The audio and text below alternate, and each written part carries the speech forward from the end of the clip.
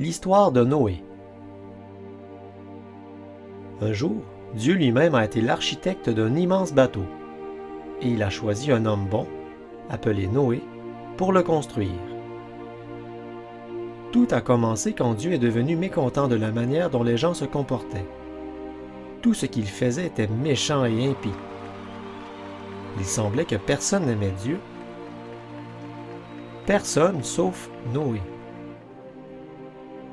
Dieu a vu toute la méchanceté qui se trouvait dans le cœur des gens, alors il a décidé d'envoyer un déluge pour détruire la terre entière.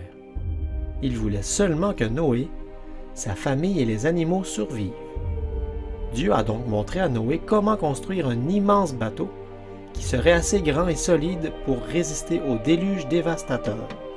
Le bateau serait énorme, 300 coudées de longueur, 50 coudées de largeur et 30 coudées de hauteur. Ça, c'est environ 135 mètres de longueur, 25 mètres de largeur et 15 mètres de hauteur. Noé devait le faire de bois de gopher et l'enduire de pois. Ça ressemble à du goudron, en dedans et en dehors. L'énorme bateau n'allait avoir qu'une seule fenêtre, au sommet de l'arche. Noé et sa famille ont travaillé sur l'arche. Ils ont parfaitement suivi le plan de Dieu et ont construit l'arche exactement comme Dieu leur avait dit de la construire. Ils ont finalement terminé l'arche, mais leur travail ne faisait que commencer. Par la suite, Noé et sa famille devaient rassembler les animaux. Deux par deux, les animaux sont venus et ont rempli l'immense arche. Noé et sa famille devaient les nourrir et les garder propres et heureux. C'était beaucoup de travail, mais ça devait être aussi très amusant. Pensez un peu à Noé et à sa famille, qui se réveillaient tôt le matin pour s'occuper des animaux. Une fois cette tâche achevée, c'était sûrement déjà l'heure d'aller se coucher. Enfin, Noé et sa famille étaient prêts. La géante arche était achevée et tous les animaux étaient à l'intérieur et prêts à affronter le déluge.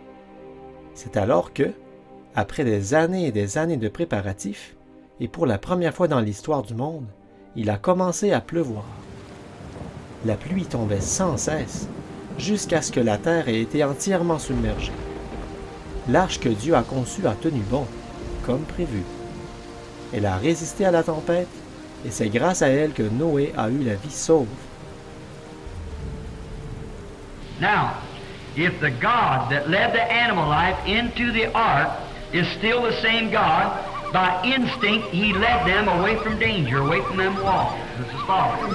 Donc, si le Dieu qui a fait entrer les animaux dans l'arche est toujours le même Dieu, il s'était alors servi de leurs instincts pour les éloigner du danger, de ces murs qui allaient s'écrouler. Well, if a bird and a sheep and a cow and the animal life can have instinct enough to be led away from danger, how much more ought the church of God to flee away from the walls of the things of the world now?